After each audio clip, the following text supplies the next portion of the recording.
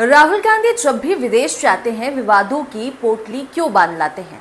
पिछले 5 दौरों की हम आपको आज कहानी बताएंगे। नमस्कार, आप देख रहे हैं खबरवती और मैं हूं आपके साथ पारुल त्रिपाठी। मुद्दा ये है कि राहुल गांधी जब भी विदेश जाते हैं तो विवादों की पोटली अपने साथ क्यों बांध के ले आते हैं। पिछले 5 दौरों से लगातार राहुल गांधी विदेश जाते हैं और भर भर कर वो भारत की वहां बुराई करते हैं और फिर भारत में भर भर कर उनकी बुराई होती है। आपको बता दें कि राहुल गांधी इन दिनों विदेश यात्रा पर हैं। उनकी पिछली विदेश यात्राओं और अमेरिका की वर्तमान यात्रा में एक फर्क है। इस बार वो लोकसभा में नेता विपक्ष के हैसियत से विदेश गए हैं। हालांकि इससे राहुल के अंदाज और बयानों से विवादों का और न्योता दे दिया गया है और उनके रिकॉर्ड में कोई बदलाव नहीं आया है। फिलहाल यूएस में मौजूद राहुल ने वहां भी कुछ ऐसे बयान दिए हैं जिससे भारत में सियासी उबाल आ गया है। इस बार सिखों को लेकर राहुल के बयान पर बीजेपी उन्हें घेर रही है, लेकिन कांग्रेस एमपी जब जब विदेश जाते हैं विवादों की पोटली साथ बांधकर जरूर ले आते हैं। उनके पिछले विदेश यात्राएं भी विवादों से अछूती नहीं रही हैं। राहुल गांधी की अमेरिका यात्रा, अब किस बयान पर बवाल। राहुल मंगलवार को वॉशिंगटन में भारतीयों से मुखातिब थे। उन्होंने ऑडियंस में मौजूद एक सिख से उनका नाम पूछा। उसने जवाब दिया भलेंदर सिंह। इसके बाद राहुल कहते हैं भारत में लड़ाई राजनीति के बारे में नहीं है, ये सतही है। लड़ाई इस बारे में है कि क्या उन्हें एक सिख के रूप में भारत में पगड़ी पहनने की अनुमति दी जाएगी, भारत में कड़ा पहनने की अनुमति दी जाएगी या गुरुद्वारे में जाने की अनुमति दी जाएगी। यही लड़ाई है और सिर्फ उनके लिए नहीं, सभी धर्मों के लिए है। लड़ाई इस बारे में है कि हम किस तरह का भारत चाहते हैं। अमेरिकी की धरती से राहुल ने आरोप लगाया कि भारत में धार्मिक स्वतंत्रता कम हो रही है। उन्होंने आरक्षण पर भी बयान देकर राजनीतिक बखेड़ा कर दिया। राहुल ने एक अन्य इवेंट में कहा कि कांग्रेस तभी आरक्षण खत्म करने के बारे में सोचेगी जब देश में सभी को समान अवसर मिलेंगे, और फिलहाल भारत में ऐसी स्थिति नहीं है।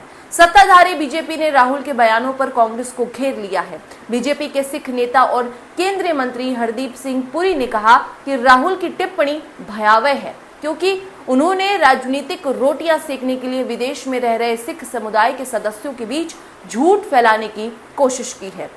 पुरी ने कहा कि सिखों के पगड़ी और कड़ा पहनने के बारे में उनके द्वारा की गई टिप्पणी में मैं कड़े शब्दों से निंदा करता हूं। कांग्रेस के शासनकाल में हुए 1984 के सिख विरोधी दंगों का जिक्र करते हुए पुरी ने कहा कि हमारे इतिहास में अगर कोई समय रहा है और जब समुदाय के रूप में हमने चिंता, असुरक्षा की भावना और अस्तित्व के खतरे को महसूस किया है तो ये ऐसा समय था जब राहुल गांधी का परिवार सत्ता में था। उन्होंने कहा 1984 में सिख समुदाय के खिलाफ नरसंहार किया गया था।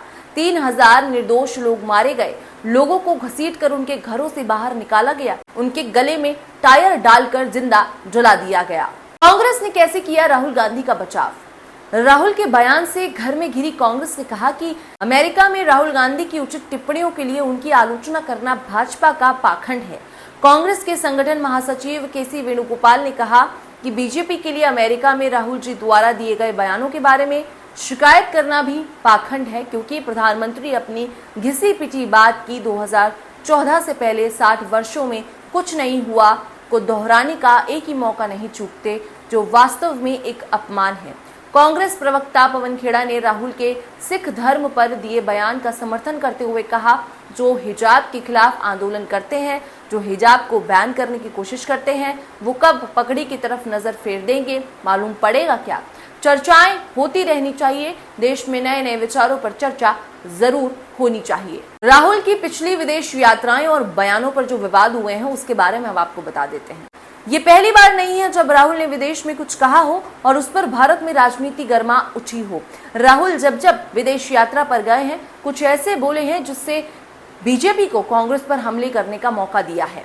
मई 2023 में राहुल ने अमेरिका की यात्रा की थी। तब कैलिफोर्निया में भारतीयों से बात कर रहे थे राहुल। उन्होंने कहा था कि आरएसएस और भाजपा भारत की राजनीति के सभी साधनों को नियंत्रित कर रहे हैं। सैन फ्रांसिस्को में गांधी ने दावा किया था कि गरीब और अल्पसंख्यक समुदाय के लोग आज असहाय महसूस कर रहे हैं। पिछले साल मार्च में राहुल गांधी ने यूनाइटेड किंगडम की यात्रा की थी। लंदन में राहुल ने ये कहकर हंगामा मचा दिया था कि 2014 में बीजेपी सरकार के सत्ता में आने के बाद में भारत में अभिव्यक्ति की स्वतंत्रता का दमन किया गया है। उसी यात्रा के दौरान राहुल ने कथित तौर पर यह भी कहा था कि भारत में सांसद होना काफी कठिन था। 2022 में कैम्ब्रिज यूनिवर्सिटी में छात्रों को संबोधित करते हुए राहुल ने कहा था कि भारत एक राष्ट्र नहीं बल्कि राज्यों का संघ है। उन्होंने पीएम मोदी पर भी हमला करते हुए कहा था कि देश के लिए मोदी के नजरिए में हमारी आबादी का एक बड़ा हिस्सा शामिल नहीं है। ब्रिटिश लेबर पार्टी के पूर्व प्रमुख और सांसद जेरेमी कार्बिन के साथ राहुल की मुलाकात पर भी भारत में विवाद खड़ा हो गया था। मैं नरेंद्र मोदी से नफरत नहीं करता। अमेरिका में राहुल गांधी का दावा 2024 में निष्पक्ष चुनाव नहीं हुआ। अगस्त 2018 में राहुल गांधी ने जर्मनी और ब्रिटेन की यात्रा के दौरान कहा था कि नोटबंदी और जीएसटी को सही तरीके से लागू नहीं करने से बेरोजगारी बढ़ी है। उन्होंने कहा था कि दलित, अल्पसंख्यक और पिछड़ों को अब सरकारी लाभ नहीं मिलता। गरीबों की योजनाओं को पैसा अब महज चंद बड़े कॉरपोरेट को दिए जा रहे हैं। जनवरी 2018 में बहरीन यात्रा पर गए राहुल ने वहां रह रहे भारतीयों से कहा था कि मैं आपको ये बताने आया हूं कि भारत इस समय संकट में है और आप देश की मदद कर सकते हैं। राहुल ने यह भी कहा था कि संवेदनशील मामलों की जांच कर रहे जजों की संदिग्ध परिस्थितियों में मौत हो रही है। सितंबर 2017 में कैलिफोर्निया यूनिवर्सिटी में कहा था कि अगर कश्मीर में सुरक्षाकर्मी में मेरे पास खड़े हैं तो मतलब कश्मीर में कुछ ठीक नहीं है। उन्होंने नोटबंदी से अर्थव्यवस्था को हुए कथित नुकसान पर बीजेपी को घेरा था। तब राहुल ने कहा था कि आज नफरत और हिंसा की राजनीति हो रही है। हिंसा का मतलब मुझसे बेहतर कौन जान सकता है, क्योंकि इसमें मैंने अपनी दादी और पिता को खोया है। इसी दौरान पर राहुल ने न्यूयॉर्क में कहा था कि कुछ ताकतें भारत को बांट रही हैं और दुनिया में भारत की छवि खराब कर रही हैं।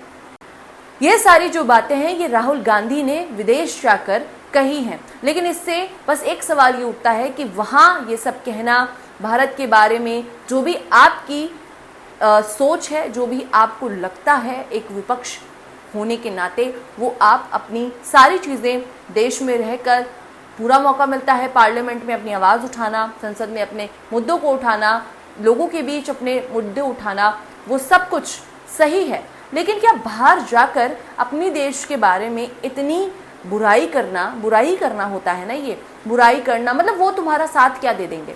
जो बाहर के लोग हैं वो तुम्हारा साथ क्या दे देंगे? क्या हम भूल गए हैं? ये भी सवाल है। क्या हम भूल गए हैं कि कांग्रेस के राज में भारत की जो एक इमेज थी इंटरनेशनल लेवल पर वो किस तरह थी?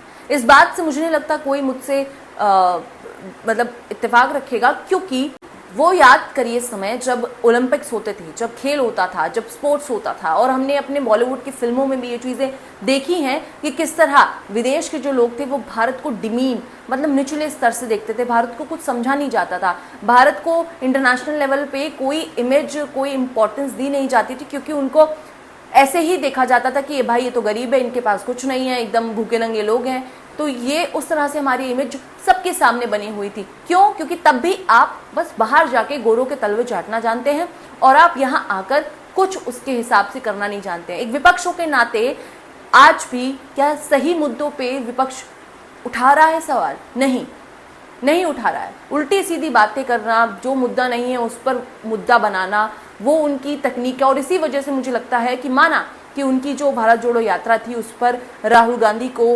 99 सीटें मिल गई और वो थोड़े बहुत आगे बढ़ चुके हैं पिछले चुनाव के कंपैरिजन में देखें तो। लेकिन फिलहाल अभी भी लोग नहीं समझ पा रहे हैं कांग्रेस की विचारधारा को, कांग्रेस के जो आगे वो करना चाहती है इतना बड़ा गठबंधन बनाकर, या वो क्या मतलब ये जो विचारधारा है इस पर ही सवाल उठ जाता है कि आप बाहर जाकर इंटरनेशनल लेवल पर इतनी बुराइयां जो कर रहे हैं, तो मुझे ये बता दो भैया कि जो अमेरिका के लोग हैं वो क्या तुम्हारा साथ दे देंगे? भाई जो इंडिया छोड़कर अमेरिका गया ना रहने के लिए, वो अमेरिका इसीलिए गया है क्योंकि उसको अपनी खुद की ग्रोथ देखनी है। वो वहाँ के लोग जो हिंदुस्तानी वहाँ पे बसे हुए हैं वो तुम्हारी आके कोई मदद नहीं करेंगे, वापस नहीं आ जाएंगे और ना मोदी जी को बोल देंगे भैया ये मत करो वो मत करो, और वहाँ पे बैठ के वो भी अगर आलोचना करेंगे तो उससे होना क्या है? उससे कुछ नहीं होना है। आपको अपने देश में जो भी चीज़ें लग रही हैं आप यहाँ बोलिए, बट मेरे हिसाब से, और आप मुझे बताइए कॉमेंट सेक्शन में कि आपके हिसाब से भी क्या ये सही है तरीका जिस तरह से आप आप नेता की बुराई कर सकते हैं, आप पार्टी की बुराई कर सकते हैं, आपको जो कमी लग रही है आप कर सकते हैं, लेकिन देश की बुराई करना कि देश में ये नहीं हो रहा है, देश हमारा खराब होता जा रहा है, मतलब जो इमेज बनी बनाई भी है हमारी वो भी तुम जाके खराब कर दो। वही तुम पहले भी करते थे, वही तुम आज भी करते हो। खैर, इस खबर में बस इतना ही। अगर ये खबर आपको पसंद आई है तो प्लीज़ चैनल को सब्सक्राइब कीजिए, वीडियो को लाइक कीजिए। सुपर थैंक्स खरीद कर आप चैनल को सपोर्ट कर सकते हैं, और आप चाहें तो आप सपोर्ट कर सकते हैं। और इसी तरह खबरवती को ढेर सारा प्यार देते रहिए। शुक्रिया।